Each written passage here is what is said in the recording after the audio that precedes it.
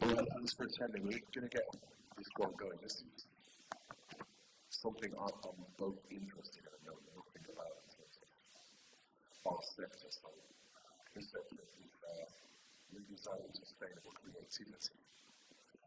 Sustainability in the arts, and I know as established earlier on, we're all from different areas, so there's a lot for us to learn and try and be on the same page.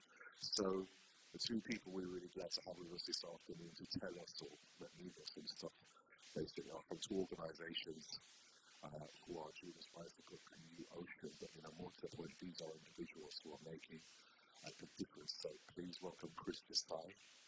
Please welcome Chris.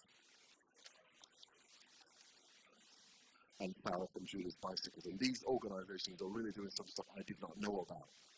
So I'd just like, first of all, you to individually introduce yourselves before we get into the subject matter. You check your mics okay as well. Can you hear me? Chris? 1, 2. Oh, lovely. So, a subject I really want to know a lot about, because I know nothing about it, and it's obviously, like anything else, very important. So, first of all, yourself, can you tell a little bit about Judas Bicycle, what the work your organisation does of yourself? Yeah, hi everyone. So I'm Farah, and I'm the climate justice lead at an organisation called Judas Bicycle. So we work specifically with the arts and culture sector on climate and environmental issues in culture, and also trying to bring culture into climate spaces as well, into climate policy, and really making those connections across all different places. So my work as climate justice lead is about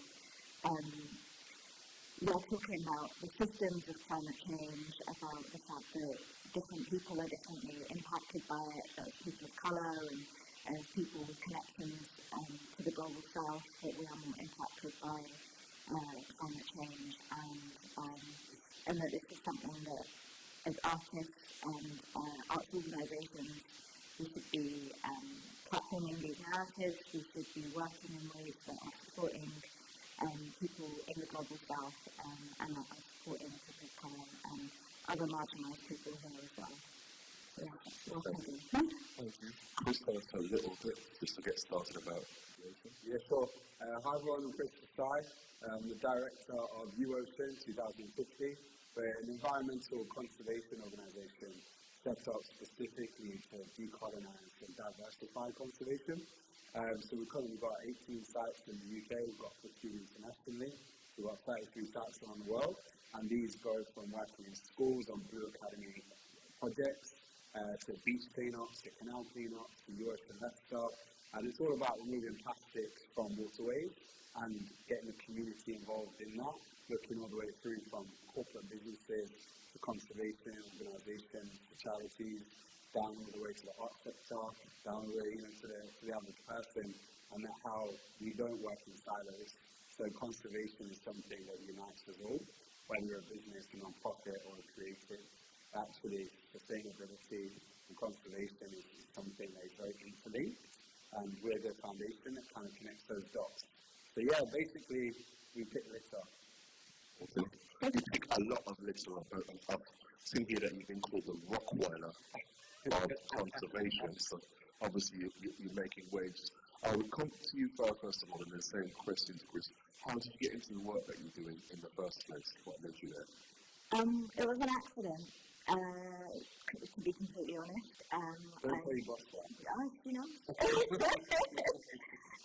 I started, I come from a fashion background actually, and then so when I was a teenager, that's what I was doing. I come from a creative space, and then I ended up in jobs in hospitality and in the service sector, and I got an admin job in this office.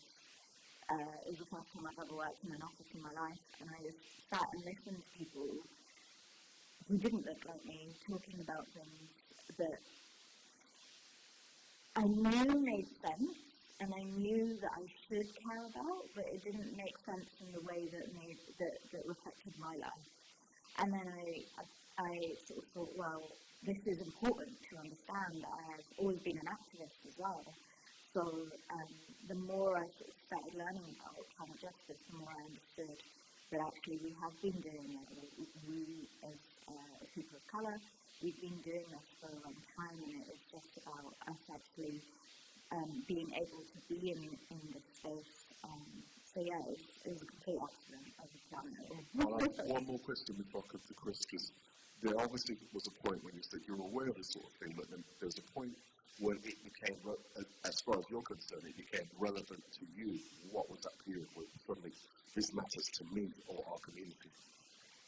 When I realised that I had been doing climate activism, even without saying it was climate activism, like thinking about the food that I eat and the way that we manage waste and the way that we and our families and our ancestors lived for a really long time was in tune with the environment. It was in harmony with the environment. So just learning and thinking about those things made me realise that just because I wasn't using the word net zero didn't mean that it wasn't something that applied to me. And then realising that actually my family are going to be impacted by this far sooner than the people I'm working with. I'll come back to that one just about the soon aspect, but Chris, tell us how you got into this area. Yeah, I can echo Farah's journey actually. So from a fashion background as well, and now specifically in fast fashion, which not many people realise that textiles is the second biggest polluter in the world. So when we look at pollution, we think oil and gas and things like that, but at least that has a purpose, right? It keeps the lights on. Fast fashion, tell me what the purpose is, right? Apart from looking good for a few days. So I had the awakening when I was travelling around the world with my job, and I was going into factories and I was asking those questions that, how much water does this use? You know, how is that bright fluorescent purple? You know, is that a toxic ink? You know, and seeing as well the unethical practices in the fashion industry, you know, kids on the tables, kids as young as 9, 10 years old, working on the machines. And I realised that I was part of this industry that actually was having a humanitarian impact and an environmental impact. And I think it came from, and not many people I think would ever say things like this, it came from a point of looking at yourself and going, I'm a hypocrite. Like, my daily actions don't align with my values. And I think that's where a lot of people start their journeys from. That I realised that I love the planet, right? I need the planet. You know, the planet doesn't need us. Just to clarify this for the environmental world, we are really not trying to save the planet. The planet doesn't need saving. We're trying to save ourselves. Because the planet has been in worse situations than this for millions of years. And if anything, it actually helps the planet because it just wipes everything and starts again. So this climate crisis is actually our crisis, not a planetary one in that respect. But yeah, so to kind of go back to it, I had that awakening when I realised that my career did not align with my belief system. And from that's how I started into organic, sustainable fashion. And then from that, I realised once again, I've not actually done anything, right? Like, it's very easy. How you think about net zero, right? And doing these things. I actually wasn't doing anything better than anyone else. I was maybe, looking after the water or making sure there's ethical pay. But the fact is, when people talk about sustainability, they say, oh, I'm being sustainable. That means that you're not damaging the planet anymore, but you're not helping it to recover. So if the planet's at a low level and you're being sustainable, you're not really helping anyone. You're not making it work, right? It's like not kicking the person that's on the floor anymore. They're still injured, they're still on the floor, but we go, oh, I'm not going to kick them anymore. But no, we need to help that person up. So we need to help the planet back up so it can live for us. And that's where the foundation then came from. So you both started not as idealistic 13-year-olds. You were both working in your career, both happens to be by fashion. I don't know if that's a coincidence that you both from that sort of creative. This is a coincidence. Yeah. Although you've already explained that you're aware of the fashion industry's, the fast fashion industry's effect on the environment. I want to pick you up on something you said, Farah. Is it Farah or Farah? Farah, thank you. You said, and Chris will probably agree, but let me and the rest of the room know, please. You said that climate change and damaging activity will affect your family sooner than others. Please expand on that. Yeah, and so there's a lot of evidence about this that the people in the global south who've done very, very little to contribute to the climate crisis are being impacted first, so are impacted worse. We're already seeing this, and you see headlines about the LA fires, but at the same time, fires in Nigeria are being ignored. Flooding in Germany gets the worldwide front pages, but flooding in Pakistan yet displaces 30 million people, doesn't get the same attention. And it's like this the world over, it's the same pattern because, all of the extraction sites for fossil fuels, all of the minerals, that's where they're coming from, that's what's happening in Congo. Those are climate impacts as well, they're environmental impacts. And then when we bring it back to the UK, black communities are significantly more affected by air pollution, and we are usually, waste incinerators are closer to working class and black and brown communities. So when you say your family being impacted, you're not necessarily talking about heritage, you're talking about your family in this country, just for me to understand. And in Pakistan as well, yeah. I was going to get to both. So your heritage is Pakistan, as you said, Pakistani. The global south doesn't contribute, but gets beaten up before everyone else. But at the same time, what I didn't know, what you just said about incinerators, and also people of colour in inner city and people more likely to be affected by the Christian. I was going to say, to add on to that, a bit of stats around that. So it's 33 million people, right, displaced in Pakistan. And if you take this as a comparison, right, Pakistan only emits around 2% of global emissions as a country, as a big country, right? So a country that only emits 2% of global emissions had 50% of their population displaced. And that's the comparison fit. That's what we're talking about. We may see a flood in Wales, right? And 300 people get airlifted to safety. But I'm talking that's England and Wales moving all the way to Scotland. And it actually barely made the news for about a week, right? But they only emit 2% of global emissions. So therefore, that's the disparity that you've got right there. Just to here, what we're trying to do in this whole also festival, this one of the we've both got to get an understanding of the wider picture and then the context that this is an arts conference, so we're in a specific, I'm saying that to myself, I'm saying specific to our industry or our sector, is what I'm looking to ask you. What does sustainability look like in the arts? One by one, once again, Farah, you first of all, as you see it. So I think it's different in different contexts in the arts. So as Chris has already said, that the fashion industry is a hugely polluting industry, from the way that materials are manufactured to the ways that they're shipped across the world to the amount of water that's used, chemicals, and then when it's disposed of, in places like Katamata Market in Ghana, which burned down recently. But then there's other parts of the sector that aren't necessarily as polluting, and it can feel really easy to be like, well, when you look at the stats, theatre or music isn't so much of a polluting industry, but there's always still ways that we can do better in that, not just as individuals, because it can be really hard if you're like a freelance artist, trying to be sustainable and make a living and fight all of these other things that we're trying to fight and live. But, what happens when we come together to, share better materials or to, tour our work in different ways. So there's loads of work that people are doing all over the world trying to connect up and actually find new ways of using materials and of talking about climate narratives that impact us and to challenge the systems that keep this world going as it is in this horrible way. Thank you for that. So send you, Chris, even if you want to expand on the factor side or the arts and give us a little bit of a context as to environmental sustainability or the problem in the arts sector.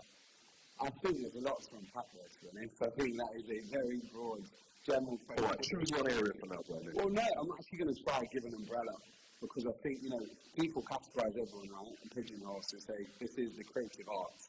That includes painters, that's sculptors, that's musicians, that's fashion, and I think that's one of the issues of why we have got to this place in the first place, right? That we seem to think that sectors of society are completely separate, and the arts sector does that a lot of the time, right, by themselves, and I think other industries say, it's just the arts, right?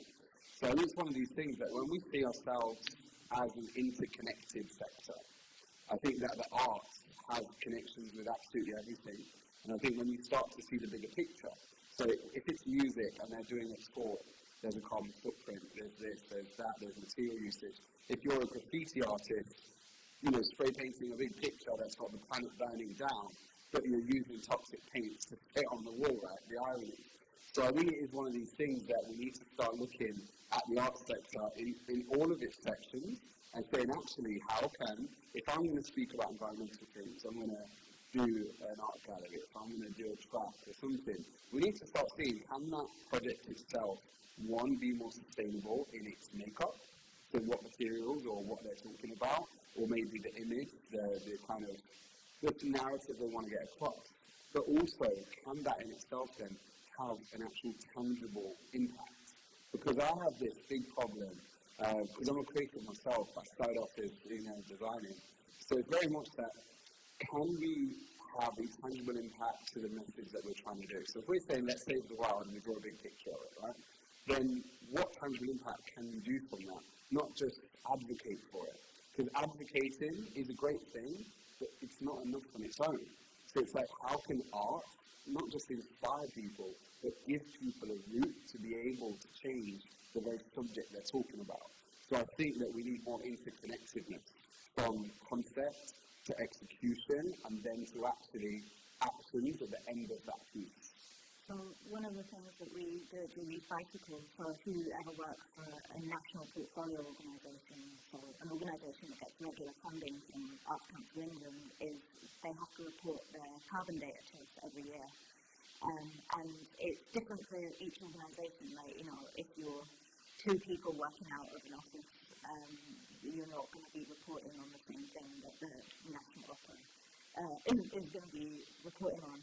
But what we do is then we build a picture every year of the carbon footprint of the sector. And beyond that as well, we ask questions about new collaborations that have been made, new partnerships with business opportunities, and also staff well-being, the things that you can't measure in a footprint, right? So over the first 10 years of us doing that, we saw that the carbon emissions of the sector, of the funded sector, halved, basically. Then it's like you can target it more. So you can break it down and say, well, these are the 60 organisations, the biggest ones that get the most funding, and they have the biggest actually a significant carbon impact. So they're the ones who then we can run specific programs with around energy management. And there's other. Most of the sector doesn't necessarily have a huge building to run. So it's actually then how do they work with the local council who owns their office or their venue? How do they work with individual artists?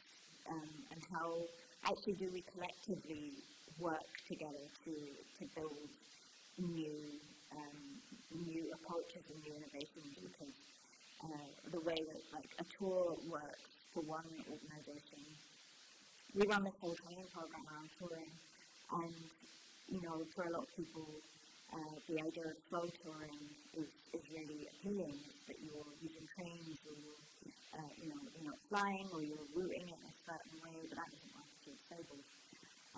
So yeah, just thinking about all of these, there's so many different ideas out there.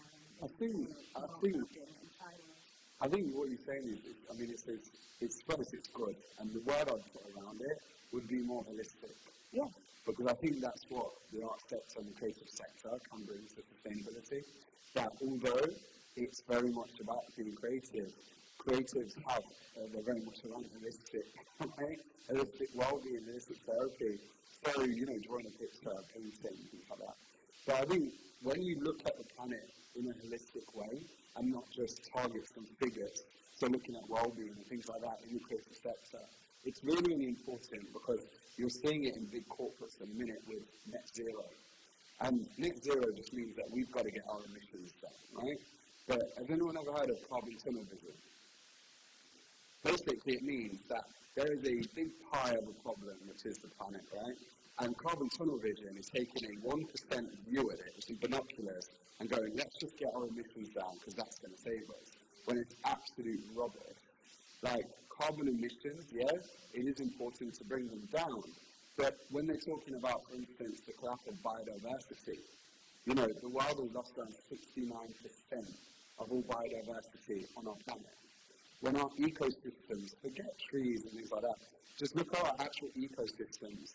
When they start to collapse, that will kill a lot more people and displace a lot more people than carbon, the planet warming. So we need to look at it, every 3 pieces of food on your plate needs a bee to pollinate it.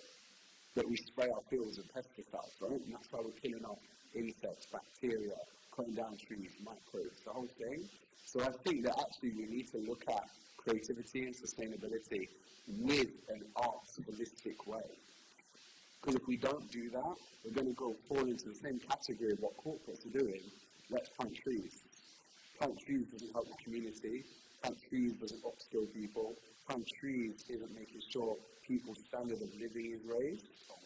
And just to add to what you said earlier, so I missed to say it, about, the incinerators and the pollution that are, the first person in the UK ever to die of air pollution is a small black girl. What's that? Yeah, right? And it's like, this isn't a coincidence. So it is one of these things that we do need to look at it, but they're not single issues. These are like results of systemic problems that go across all industries, that go across all ways of thinking. But I think the creative sector can really be the solution for that, because we think more holistically. That's what culture is, isn't it? Culture. It is the language that we use and the food that we eat and all of these other things, the way that we express ourselves, and that's why it's able to do that. I want to try and do 2 things very briefly. I'm going to come back to you about it. Well, we are one of the creative sectors. I'm not going to think that us arts people are the only creative people. We are a creative sector, so that might be part of that solution, which I'll ask you in a bit. But I want to touch on who we are in the room, not as individuals, just in the how, what ways we're working in, so we can perhaps feed into the conversation. So, can an individual artist in the room? No, our designers, just give a sense of what sort of things we're doing. Vocalists or performers, anybody perform? If I leave anything out, let me know.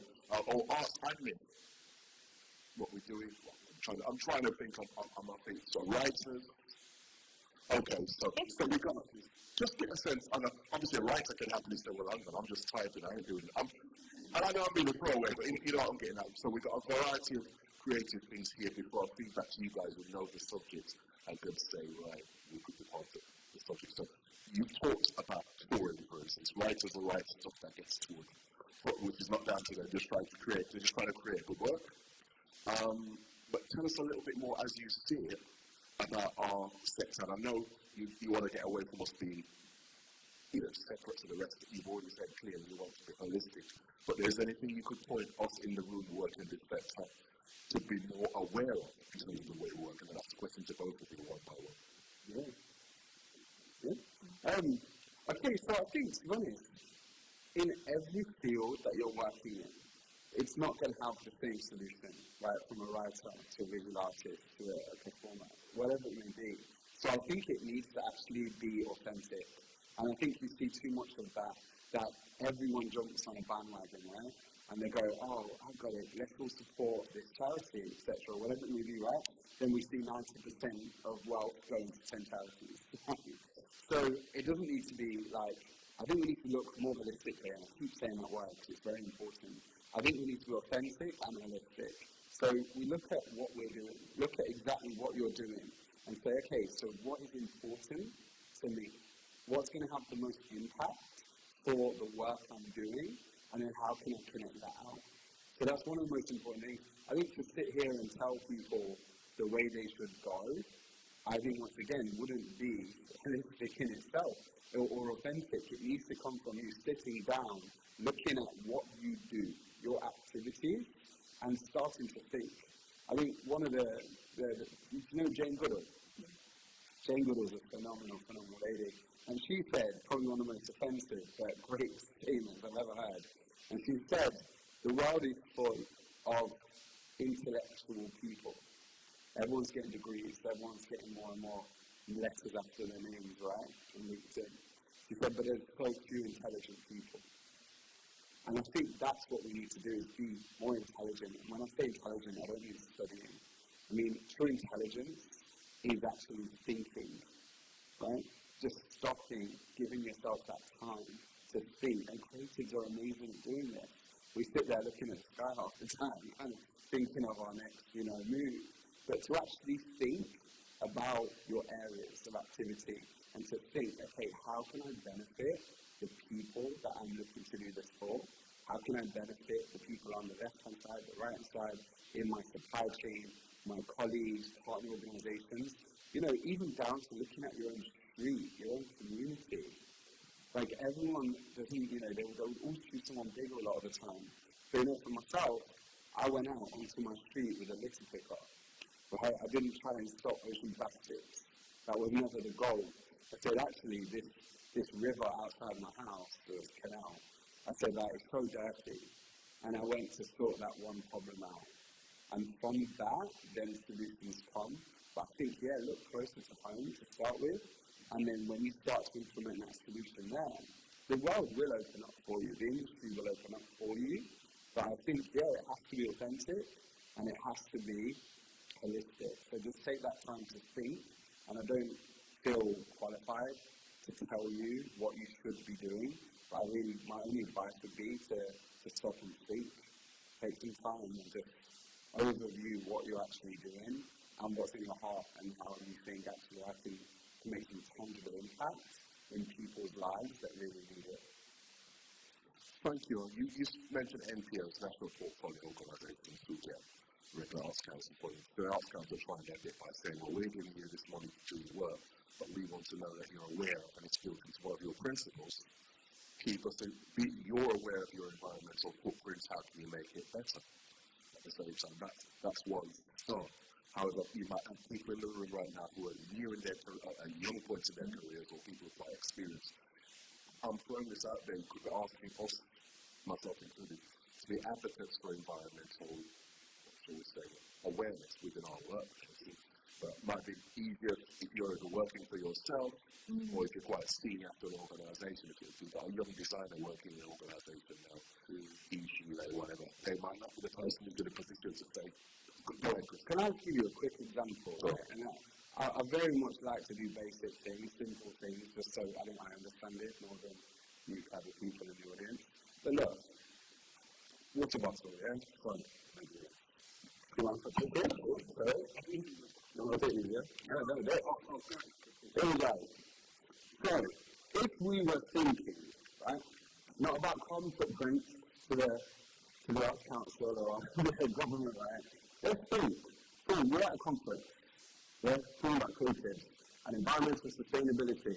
But yet, right here we have 4 plastic water bottles, right? So no one thought this is not offensive. Farah's never going to book me again.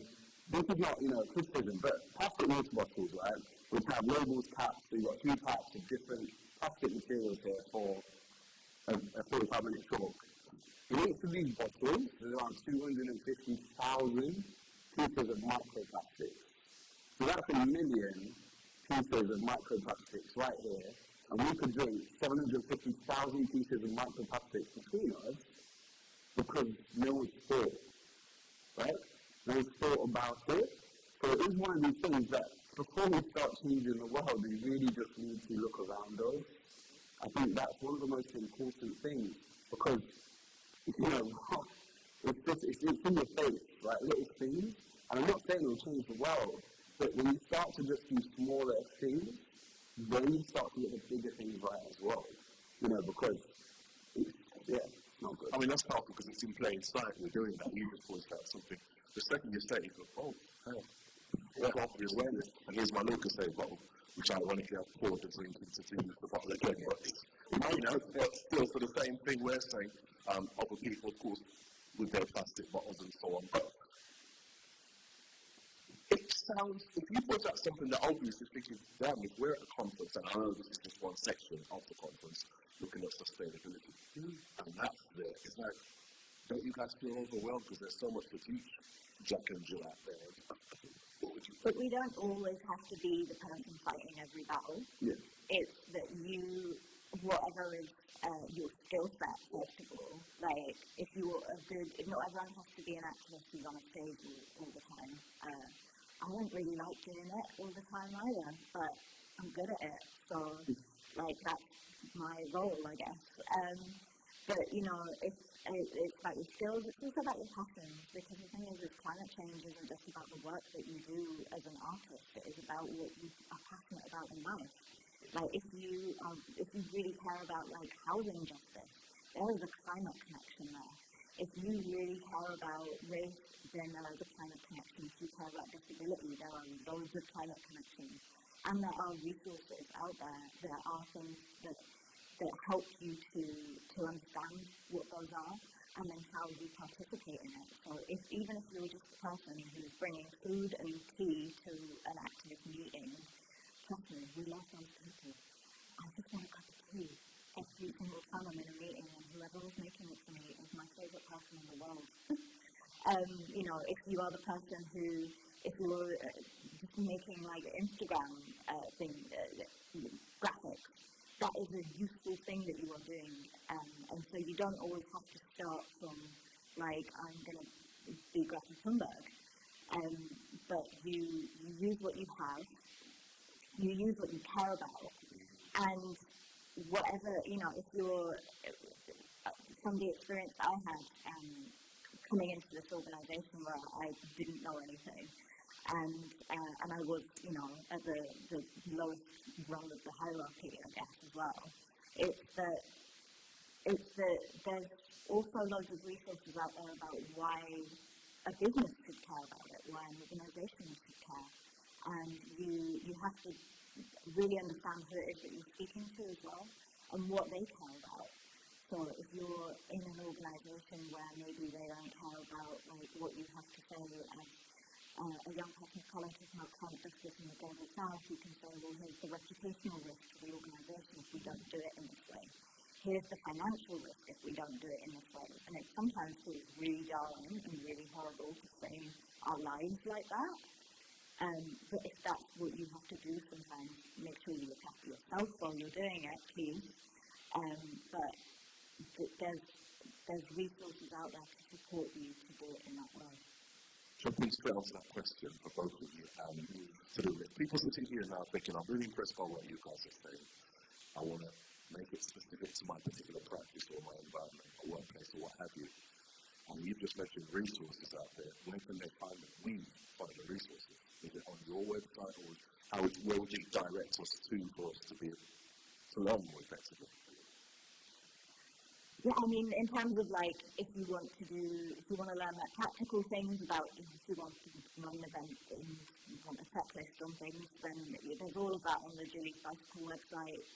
We run like online trainings as well, and we have resources around, Chris said, the more holistic stuff, so climate justice, things that are about creating different narratives around disability and climate and building those into our environmental solutions. So, yeah, there's lots on the JB website. Yeah. I'm gonna make it more generic. Right? So if you want to find more resources about how you could be more impactful or sustainable or whatever these things are, I would use something like ChatGPT. I would use Google, right? Let's be realistic here. This is what I just want practical solutions. If you put into an AI, right? I am a screenwriter that does this, and this.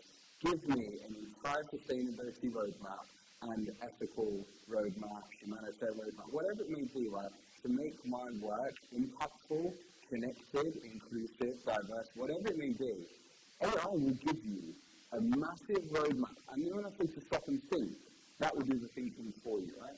But if you just think today, actually, of instead of spending weeks trying to find these things out, describe it, use the resources available, which is free, which is online, which most people here have access to. It's one of these things that actually you could write yourself out with AI, everything that you need to do to give you that start map of where you need to go. Because I think there's a lot of things, because we don't have time, because we're constantly pushed for time, we have overheads, we have bills, next paycheck, next food shop, right? That's what causes us not to think a lot of the times, especially in Bain communities, right? When you look at where we live, you look at the jobs we have, look at these different kind of things that are in our way, right, to where we need to get to. Time is something a lot of the time we don't have. And I think it's one of the things, because I always say that I'm constantly singing to my supper, right? Like trying to be able to fund the movement further. That actually, when you don't get that time to step back, that you can have things like ChatGPT, AI, that can do that thinking for you, but it needs you just to take that small action. So what I would say is, make it authentic, write in exactly what you're doing, write in, give me 50 options, and then go from there. So make sure, just like Farah said, it's about your specific industry, right? And make it authentic to yourself. I think there's also something about thinking about starting with what is the impact that you actually want to have on the world. Like, I don't use ChatGPT because of the environmental impact of it, but I appreciate that it's easier for some people to use that, but it's also like, so the thing that I did to start off was I actually just followed people who have similar experiences to me online, and I just went to events to learn from there, because it meant that I could kind of think about and learn from people directly as well, because so much of this, when we're talking about slowing down, is relational. It's about how we relate not just to like one another, but how we relate to the natural world and how we relate to the planet. And so thinking about that, and that is a really deep, slow, long process that won't necessarily have an immediate answer. And also, at this point as well, because obviously I know you guys are listening and taking it like inside your interest, but you've not had any chance to ask any questions, so as we go along in the next 15 minutes or so, does anyone have any questions at the moment? Anything at all that can spark from the first one there? We've got a mic. Thank you, bro.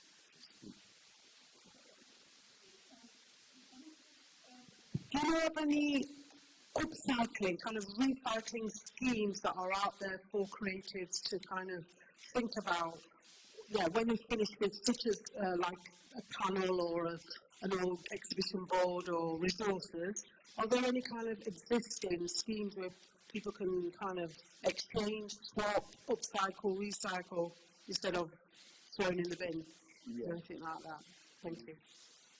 Are you from a visual art? I'm from the Social Heritage Interpretation. I'm an artist, a heritage artist. Got it. Yeah. That's a bit in my sector. So I just wanted to know if you knew of any existing schemes. Yeah? Oh, did you get the net? I came at 12. Okay, thank you. If you could speak. Do you know your name? Oh, wow. Oh, wow. Do you remember what she said? Sorry. Oh, right. What's on? And if there are questions, thank you for that, by the way. And if there are questions, obviously, feel free to throw them. If you leave today and think I need to talk about hold of somebody, obviously you can contact Opal Arts and ask some of those questions as well. But I don't know if you've had to do your own thing there. I was going to say, last week, I was in Belfast actually talking at an organisation that does this, and it's government funded, right? It's called International Synergies.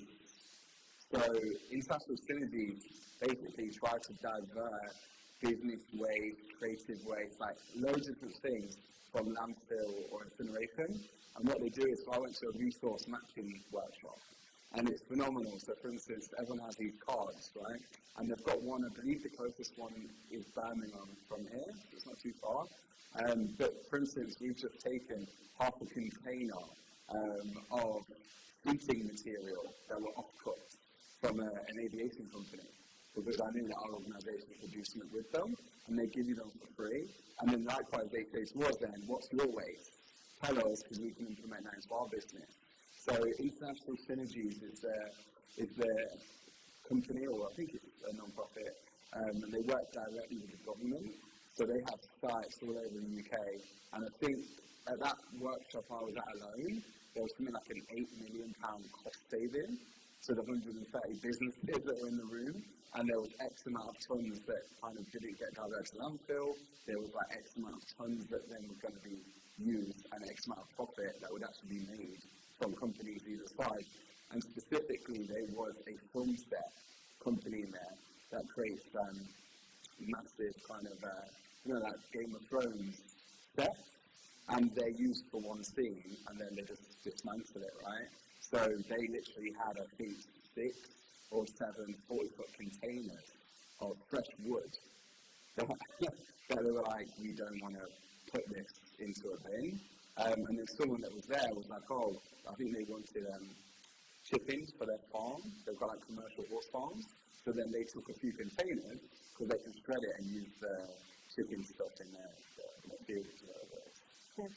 There's loads of different kind of informal groups as well. There's something called Swap Circle, and yeah, loads of, I think sometimes it's in collaboration with the local authorities. I know that there's, always talking about trying to get funding to do this on local authority levels in different places. Sometimes it's also, there's loads of Facebook groups and like online groups that do that. So it tends to be lots of informal networks.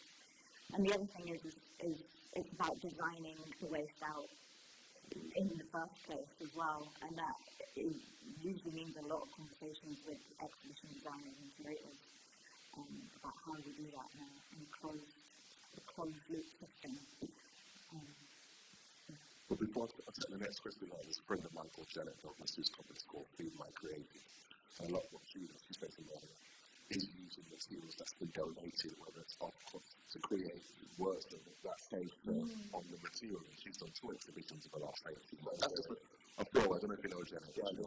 Oh, a good bit of that and so on. But I think this in the front row, that's what you had your hand up before. Did you have your hand up before? Yeah. Only if you did it. No one's going to get forced to ask me a question. I forgot, but so it was about, as an individual creator, because you've touched on race and how it affects all and climate. It's not but like race and climate effect, but how is the way that we can make what's called people of colour more aware of the issue? Because sometimes I feel like the climate change or climate environmental impact, a lot of the time, with ignorance of myself, it looks like the people fighting for it most of the time don't look like me. But where are the groups who are specifically POC? Obviously yourselves, but POC groups, because the ones you see in town, they're always of a hue, a shade. I mean, yeah, you get what I'm saying? I think I can answer that quite well, don't mind asking. We set our organisation up, right, because it was the exact same thing. I went to go to support charity, right? That was how it is. And just like you said, I went to 4 charities that had to be around ocean plastics. I've just always been passionate about the ocean and seeing plastic all over TV, all on the rivers, and everything else. I just thought actually I wanted to be around this.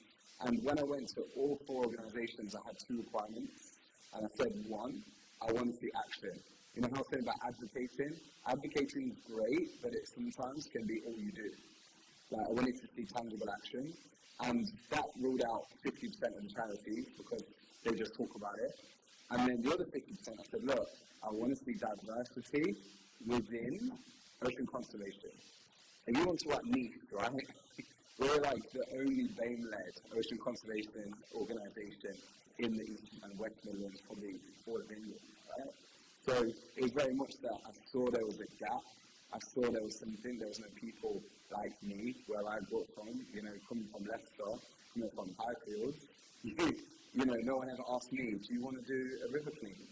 Do you plant some trees? Do you want to do ocean conservation? Why would we do ocean conservation in Leicester, the furthest county away, right, from the ocean? But actually, the River Stour goes into the Trent goes into the Humber Estuary, and it goes out to the North Sea. So anything that's polluted in our city will eventually end up as open pastures. And that's where I saw, actually, inner city communities can get involved in this. Everyone, we can decolonize conservation as an industry, right? As a, just fora. So I would definitely say, don't just try and, for instance, say, other organizations like me, be that change yourself. If you can't find it, be it. It's as simple as that. I couldn't find really diverse conservation organizations, so I started it myself. But one thing that I didn't do is just say it's only for these people. I said, no, I want everyone. I think that's one of the problems that we do as society, that we're so affected by some, whether it's discrimination or isolation from a group. We say, well, I'm going to do this myself. But then we're doing exactly what they're doing. So I think, we try to say, actually, by decolonizing conservation and making it accessible, regardless of race, regardless of gender, regardless of orientation, regardless of location, conservation shouldn't have a face. The face is our planet, right? And it looks different. So it's one of these things that's what I did personally, so I talk from my experience, that I became that change, because I saw actually there wasn't an organization like this. So I would say, try and find one, search. Forgive me, AI, Google. Right? But, if you can't find something, then start it, collaborate, be that change. Set the new parameters. That's what we need to do. It's not just fit into everyone else's. Set a new way of thinking, a new way of working. I think it's also about speaking from your own experience very in your own words, and in the words that make sense to you and your community. Like, what is it that you care about? Like, the reason why I didn't understand myself as a climate activist for a long time is because I was like, I don't care about polar bears. But, like, what I do care about is, like, where my food comes from and how that's packaged and processed. What I care about is my family's health and my health. What I care about is, like, how the colonial legacies of what happened to our countries still play out in these systems, and why all of this stuff is taken from our countries to continue this system of consumption for us in the global north. So it's like, these are all interconnected things, and it's not that we are ignorant about them. We know them deeply in our bodies. We know these stories, and our families know these stories. Like, there's a neighbour, an elderly Jamaican neighbour that I check in on, and she's like, I have diabetes because my ancestors cursed the sugar. And it's like, you know what? That's epigenetics, and that's health justice. You're just not using the same language that like a scientist would. But you're talking about it. You do know it. And then the other thing to say is that outside of Julie's articles, I co-founded a collective called RBS for Futures, which is a different approach to you. It is just for us, and it's not actually like sitting and talking about each other's work, because we all kind of know each other. It is just a space for us as people of colour, because it's so hard, like emotionally as well, to go out into the world and to be fighting to be seen and heard. Actually, to just nourish each other and look after one another, because we need to do that. And that doesn't require lots of funding. It doesn't require lots of expertise. It was literally just us coming together and creating a space for the rest of us to be in safety and in laughter as well, with food, always with food. I mean, time's drawing to a close, but a couple of minutes more. Again, various creative people in the room, I know some people arrive and so on and so on. Any questions at all as relates to personal experience, or just information you might be after in terms of how sustainability or the environment to play a larger part? Maybe down there, or give it a microphone, or is there a microphone? It's coming. Thank you. Hello there, my name's Tim. I want to know, you're talking about sustainability and the work you're doing with the community. How do you sustain yourself? How do you develop resilience in the challenges that you face to keep going? Because that's something that when you are your own trying to set up your own empire, it can, peaks and troughs get in the way of kind of that end vision. So how do you sustain your energies and keep that vision alive? I think you're okay. Thomas, I know about your organisation, Farah Ahmed, which is amazing, by the way. I think it's one of those things that us creatives do this the best, right? We become resourceful, just like whatever our ancestors did, just like our parents did, and just like we do. It's about actually looking outside the box, right? Making a lot out of a little. And I think that's what our grandma, speaking about my grandma, right? She can make, 5 ingredients. That's like 6 different dishes.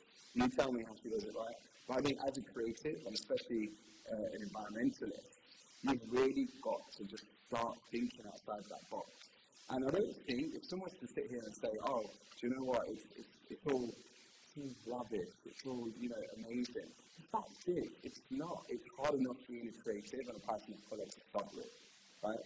Then, like, it comes up to then be an environmental advocate on top of that. It's like the world looks at you like you've just got issues, right? So I think it is one of the things that you do find resilience within the arts community. You find resilience, obviously, but I think ultimately, and I did actually want to just touch on this, it's about perspective. I think that's what most of our problems, 90% of humanity's problems is perspective. That people talk about identifying these days, right? I think when we identify ourselves as a part of this much bigger ecosystem, right? We take the pressure off just saying, I am this person in this environment, in this thing, in this sector, in this. When we identify ourselves as part of a complete ecosystem, right? And that this world naturally has been created to see humans thrive. 50% of your breathing apparatus is sitting on a tree outside. You get that? 50% of your breathing apparatus is sitting on a tree outside. This ecosystem has been designed to see you thrive. But you need to see that perspective. So I think it's about widening your vision to say, do you know what? I'm not going to be held back by the boundaries of what people say, think about me. But actually, you find power within, I think, from actually turning the opposite way. I think actually, you find that power from understanding the bigger picture, that you are part of such an amazing planet, an amazing universe, that, the fact that you're alive is 1 in a trillion, right? We are so special, and I think it's about really channelizing that power by understanding how special we are just to sit here today, how privileged we are to sit here in England today, speaking about it, right? So I think it is all about perspective and identifying yourself as a universal citizen, a universal energy, compared to a struggling artist of colour in Leicester, in the UK, in Europe, right? It's about widening the vision, in my opinion. Last words of Farah? Feel what you feel, because it's hard. I cry every day, and I will be very honest about it. I have had to cry on the train on the way here, and it doesn't make you weak, it doesn't make the work that you do any less valuable, and what you experience. It doesn't make it emotional. We're told all the time we're emotional beings, but it's because we have a deep sense of connection to one another as well. So find your people, find those people who you can be everything that you are with, because those are that's the world that we're trying to build, right? We're not trying to build a world where we're just creators who do the things and it's sustainable and great. We're trying to build a world that's beautiful.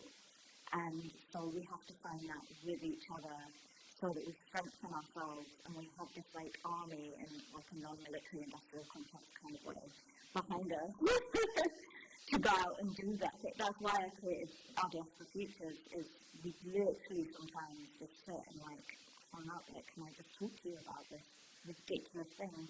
And it's not because we need an answer, we don't need someone to fix it for us. It's just that we need to be who we are, and we need to be feel every depth of love for ourselves and our planet and each other. in order to be able to carry on this work. That's why we're doing it. We're doing it for the future. We're doing it so that we are in the future. I mean, that feels like. I mean, it's such a huge subject, and my interest has been deep in so many ways, but I suppose I just have to draw attention to the fact that you guys can be contacted online if people want more information. And I'll certainly be calling you both because I've heard of these places before. However, I haven't paid as much attention to them, and both of what you said is I think my interest so much is certainly me getting the followers online because I want to learn more as an individual, but it's as ever not enough time. So can I just say thank the both of you, Chris and Farah, for your time and the interest. Thanks very much, please. Show them so much appreciation. And we've got another break where you can interact, ask these guys some individual questions before they fly. So we're back here in 30 minutes with a session on progress area.